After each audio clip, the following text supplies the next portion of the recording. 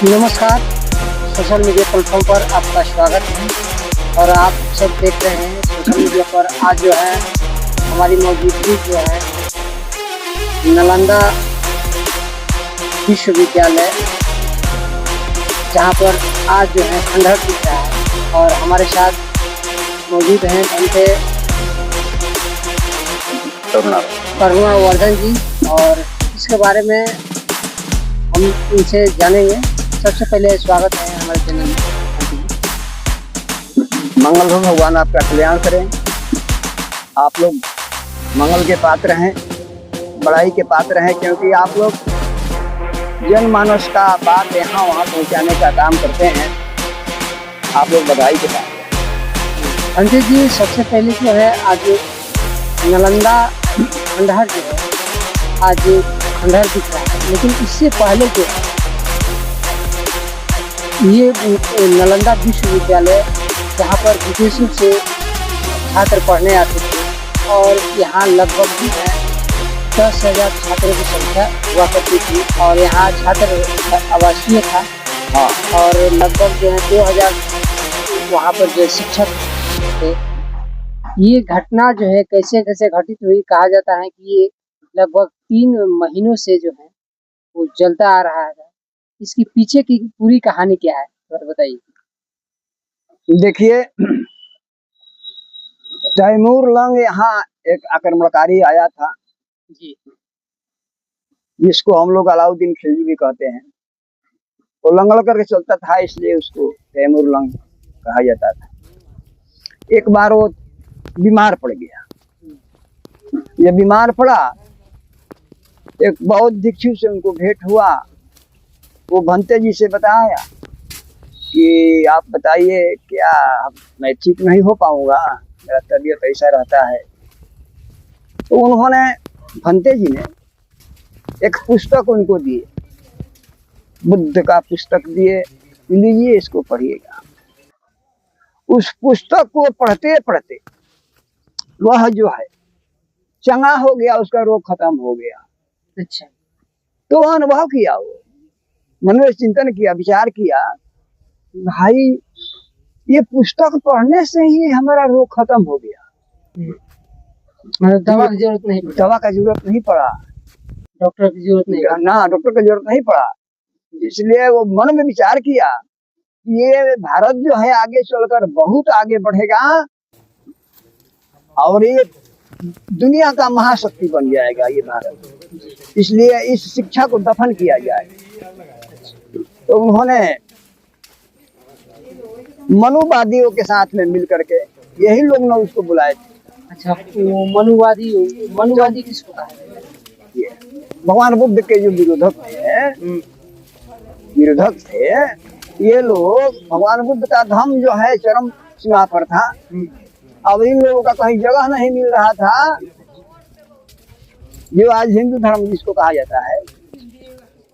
तो ये लोग बुलाए उसको कि इसको जब तक हरास नहीं किया जाएगा बौद्ध धर्म को, तब तक ये हमारे धर्म को पढ़ने नहीं देगा। तो इन्हीं लोगों ने मुस्लिमों को बुलाया आक्रमण करने के लिए। तो अब ये सभी ने मिल करके उस नालंदा विश्वविद्यालय को जलाने का काम किया। ये एक सोची समझी साजिश थी कि इसको जला दिया जाए तो यहाँ से शिक्षा समाप्त हो जाएगा। यदि नहीं जलेगा तो यहाँ के लोग इतना बड़े बड़े विद्वान हो जाएंगे, इतना शिक्षित हो जाएंगे ये बौद्ध धर्म पढ़ करके कि ये सबसे आगे हो जाएंगे विश्व में। इसी के चलते तैमूर लंग ने इसको जलवाने का काम किया। मतलब सच्चाई है, बिल्कुल सच्चाई है, इतिहास के बात। तैमूर लंग यानी उसको अलाउद्दीन खिलजी। हाँ, अलाउद्दीन खिलजी भी कहा जाता है उसको। जी। तो ये बताइए कि उस समय जो है ये नालंदा विश्वविद्यालय था और आज जो है खंडहर में तब्दील हो गया। इसको क्या खनन किया गया, तब पता चला कितने उसका क्षेत्रफल था उस समय? क्षेत्रफल तो अभी तो वहाँ ये खुदाई के बाद पता चला था। पता चला था, लेकिन वहाँ 10 किलोमीटर में फैला हुआ था। 10 किलोमीटर में? 10 किलोमीटर में फैला हुआ था। जहाँ असली जो था तो वहाँ तो अभी खुदाई नहीं हुआ है। अच्छा, अभी खुदाई नहीं हुआ? अभी खुदाई नहीं हुआ है। अभी बहुत जगह बाकी है जहाँ खुदाई करने से ये बौद्ध अवशेष मिलेगा, सम्राट अशोक का कीर्ति मिलेगा वहाँ पर। अच्छा, तो ये जो है नालंदा विश्वविद्यालय, आखिर ये कौन बनवाया था? तो हम लोगों को तो सुनने में आता है कि सम्राट अशोक ने इसको बनवाया था। सम्राट अशोक। हाँ। तो वहाँ हमने देखा कि बहुत सारे पोखरा है, वहाँ कुछ लोगों से हमने बात भी किया, तो वो बता रहे थे कि ये जो है नालंदा ओपन यूनिवर्सिटी जहाँ पर, उसके बगल में एक बहुत बड़ा पोखरा है जिसको जल जीवन हरियाली के नाम पर जो है अभी उसको मतलब साफ सुथरा किया गया। हाँ। उसमें पानी भरा गया है। वहाँ लोगों ने बताया कि ये जो है इस तरह के पोखरा कई पोखरा है।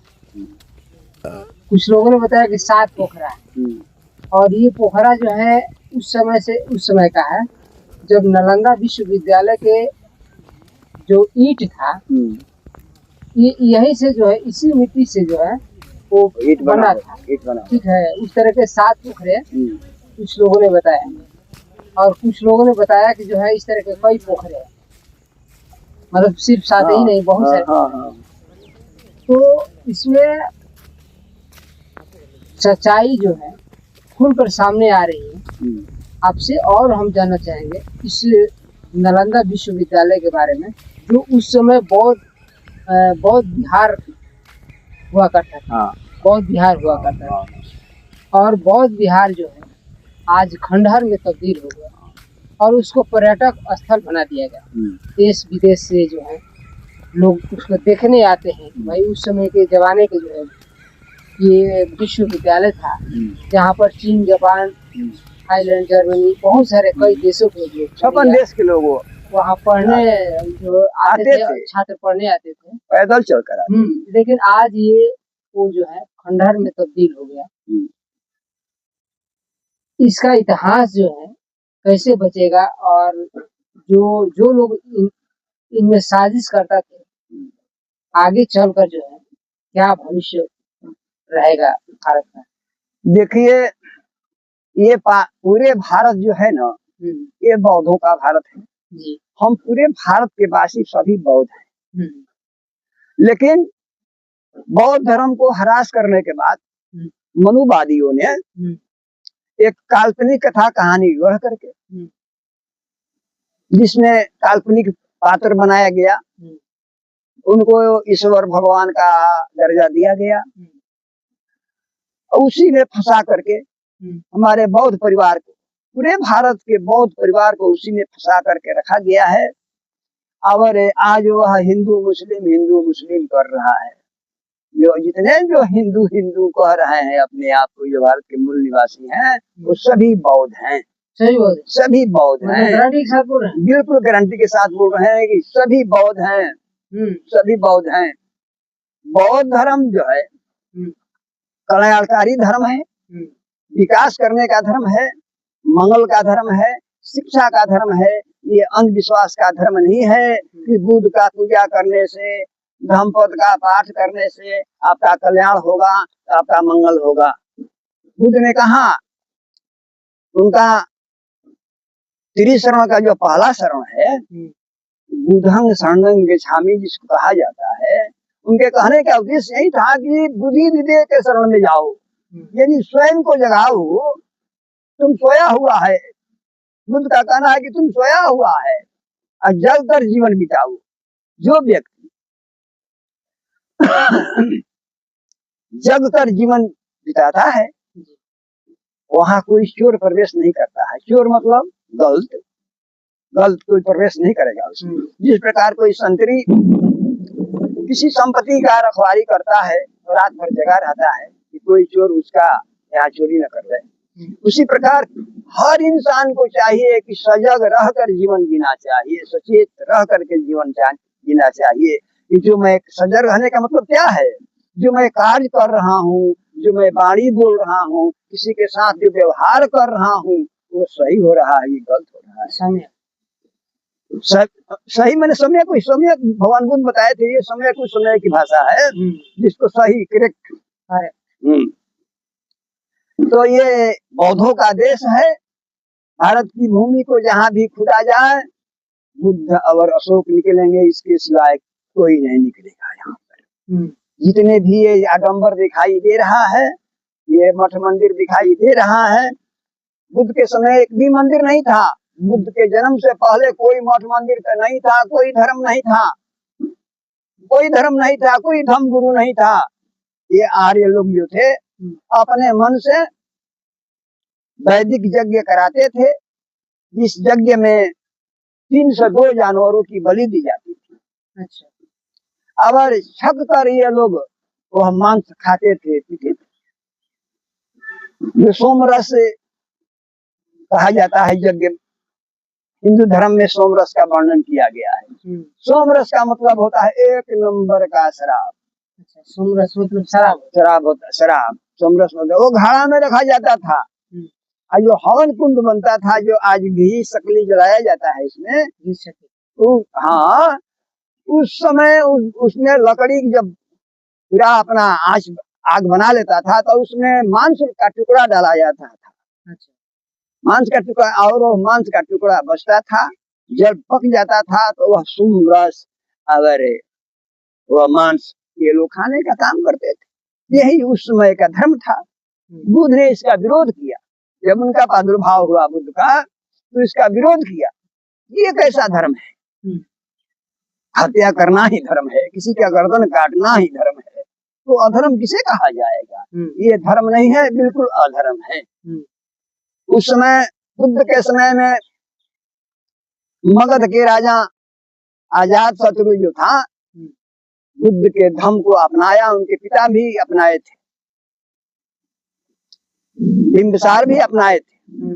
जिस बिंबिसार को उनके पुत्र अजात शत्रु ने ब्राह्मणों के कहने से हत्या, जेल में डालने का काम किया और हत्या करने का काम किया। आगे चलकर जब सच्चाई उनको मालूम हुआ, बुद्ध के वाणी में उनको आस्था, विश्वास हुआ, मिला, कुछ ज्ञान मिला, तब उन्होंने बौद्ध धर्म को स्वीकार किया और ब्राह्मणों को अस्वीकार कर दिया। तो ये धर्म जो है हम पूरे भारतीयों के लिए है, लेकिन यहाँ क्या किया गया, बहुत बड़ा एक चाल चला गया। यहाँ जाति व्यवस्था बना दिया गया, वर्ण व्यवस्था और जाति व्यवस्था। जितना जाति बनाया गया उतना भगवान बना दिया गया। इसलिए कि ये सभी लोग अपने अपने भगवान में उलझ कर रहेंगे।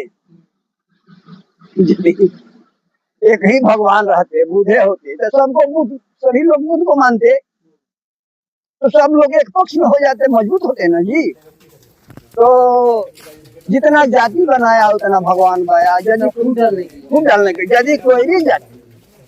यदि कोई जाति जो मौर्य वंश कहलाता है, शाक्य वंश कहलाता है, उससे भेंट होगा तो बोलेगा, ये बुर्बक कहीं क्या, तुम जादुओं के फेरा में क्यों पड़ा है? ओ तुम तो स्वयं विश्व गुरु के औलाद है, लोग कुछ के खानदान है तुम। यादव से भेंट होगा तो कहेगा, रे बुर्बक कोई कोयरी कोलासी के फेरे में पड़ा है। कोयरी कटारी जानते हैं ना? कोयरी कटारी, इसमें बहुत बड़ा रहस्य छिपा हुआ है। कटारी, कटारी मैंने तलवार होता है काटने वाला। तो कोयरिये के पास न तलवार था, कोयरिये ने शासक था। तो इस बात को नहीं लोग समझ पाते हैं, कहते हैं हल्के में लेते हैं कोयरी कटारी। कोयरिये के पास कटारी रहता था, तलवार रहता था, यही शासक हुआ करता है। तो उनसे भेंट होगा तो कहेगा कि रे बुर्बक कहेगा, कोयरी कटारी के फेरे में पड़ा हुआ है, तुम स्वयं सोरा काला के कृष्ण का औलाद है। यदि दुसाध से भेंट होता है तो कहेगा कि रे बुर्बक चमरन के फेरा में तुम क्या पड़ा है, तुम तो स्वयं गोरिया का खानदान है, गोरिया का औलाद है। चमारों से यदि भेंट होता है तो कहेगा कि रे बुर्बक कहीं का, तू दुसाधन के फेरे में क्यों पड़ा है, तुम तो स्वयं संत शिरोमणि रविदास की औलाद है, रविदास का औलाद है। तो जितना जाति बनाया उतना भगवान बनाया। मेन उद्देश्य यही था कि इन लोगों में फूट डाल दिया जाए, अपने अपने भगवान में लोग फंस कर रह जाएंगे, न एक हो पाएंगे, न हम लोगों को फिर वतन को वापसी। मतलब इसी तरह जो है, इसी तरह करके जो है विध्वंस करा दिया, फूट डाल कर जो है। हाँ हाँ हाँ।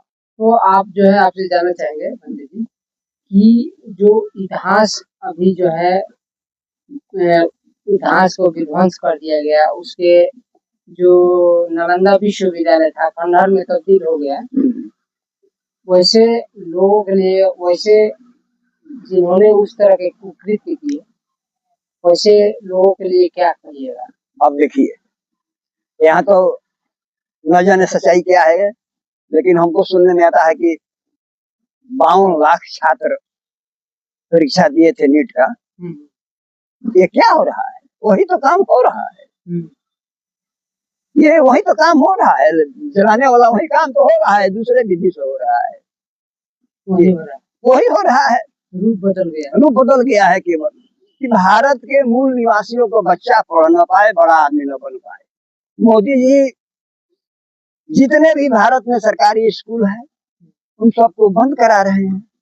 क्यों बंद करा रहे हैं? ताकि गरीबों का लड़का पढ़ न पाए। अमीरों का तो बच्चा विदेशों में या प्राइवेट स्कूलों में जाकर पढ़ लेगा जिसके पास पैसा है, लेकिन जिसके पास पैसा नहीं है उसका बच्चा सरकारी स्कूल में जाएगा जी। तो उनका यही मेन उद्देश्य है कि उन लोगों को शिक्षा से वंचित कर दिया जाए, ताकि ये लोग हम लोगों के पीछे बने रहेंगे, पीछे लगे रहेंगे। क्या संदेश दीजिएगा जो जागरूक लोग? हम ये कहेंगे कि किसी का विकास भी हुआ है तो शिक्षा के शरण में जाने से, बिना शिक्षा के तो विकास होने वाला नहीं है। लेकिन पढ़े लिखे लोग भी जो है इस तरह के गलत रास्ते अपना रहे हैं। देखिए, जिनके दिमाग में अभी वो कीड़ा भर गया है, जाति कीड़ा, वर्ण वाला कीड़ा जो है वो भर गया है, वो लोग भी, इंजीनियर डॉक्टर लोग भी, उनसे पूछा जाए कि आप, एक जगह मैंने गया था मीडिया जी, ठीक ना, तो हम संस्कार करा रहे थे, वहीं पर बैठे थे, संस्कार तो वही करा रहा था, हमको कराने नहीं दिया गया। तो कहा, वो वकील था, वही जगदीशपुर का वकील था, उन्होंने, हमने उनसे कहा, क्या वकील साहब आपको भगवान ने वकील बनाने का काम किया कि संविधान ने आपको वकील बनाने का काम किया? तो उनको कहने में शर्म भी नहीं आया, उन्होंने कह दिया कि भगवान ने हमको वकील बनाया है। थू थू होने लगा, सभी लोग थू थू करने लगे, काहे ऐसा बात बोल रहे हैं लोग, हम बस कृष्णा बस पैसे के लिए आप इतना क्यों बोल रहे हैं, गलत बात बोल रहे हैं। संविधान जो है वही आपको शिक्षा का जो है शेरनी का दूध है। बाबा साहब ने कहा है कि शिक्षा ही ऐसा है जो शेरनी का दूध है, जो जितना पिएगा उतना दहाड़ेगा, तो जो जितना शिक्षा पाएगा उतना ही वह विकसित होगा और उसके पास ज्ञान आएगा। चलिए भंते जी, जो है आपसे जो है नालंदा विश्वविद्यालय खंडहर के बारे में शुरुआत होकर जो है यहाँ तक पहुँच हुआ है, अंतिम आपसे सवाल रहेगा कि जो इतिहास का कुछ भाग जो है, कुछ खंड अभी बचा है, क्या आगे चलकर जो है वो जो है पुनर्जीवित हो सकता है? हो सकता है, फिर हो सकता है, ठीक ना, फिर आने वाले समय में वह खंडहर खड़ा हो जाएगा। अब तो केवल याद बची है, शेष नहीं कुछ रह पाया, न अशोक न मगध राज्य है, काल चक्र ने सब कुछ खाया। अशोकाराम खंडहर हो गए, कलिंग के अवशेष मौन है, पाटलिपुत्र पूछ रही है मेरे भूमि पर यह कौन? धातु स्तूप खंड खंड हो गए, किंतु धातु गए कहाँ है, कौन उसको बांट ले गया, कुछ भी शेष नहीं वहाँ। मगध कहे कुछ भी हो जाए, मेरा अस्तित्व नहीं मिटेगा, मेरे इस माटी से फिर कोई एक अशोक उठेगा, वह ले लेगा तुमसे, वह ले लेगा तुमसे, बांट लिया जो धातु तुमने, फिर सधम के वृक्ष खिलेंगे, श्रद्धावंत सब होंगे उनमें। करुणा करता है आह्वान, बुद्ध काल के खंडहर जागो, धारण करो प्रचिन स्वरूप तुम, अपनी चिर निंद्रा को त्यागो। अंतर जी जो है बहुत जो है साधुवाद, और इस तरह के कंटेंट जो है आप हमारे चैनल पर देख सकते हैं, और आप सभी से हमारी गुजारिश है इस तरह कंटेंट के लिए जो है आप हमारे चैनल से जुड़े रहिए, और यदि आपको ये वीडियो अच्छा लगे तो इसे ज़्यादा से ज़्यादा शेयर कीजिए, ताकि सब लोग जो है जागरूक हो पाए, और जो इतिहास है, इतिहास की सच्चाई है, वैसे लोग जो है इसे जान पाए और इसको देख पाए, और जाकर वहाँ देख भी सकते हैं इसकी पूरी सच्चाई जो है। धन्यवाद। है।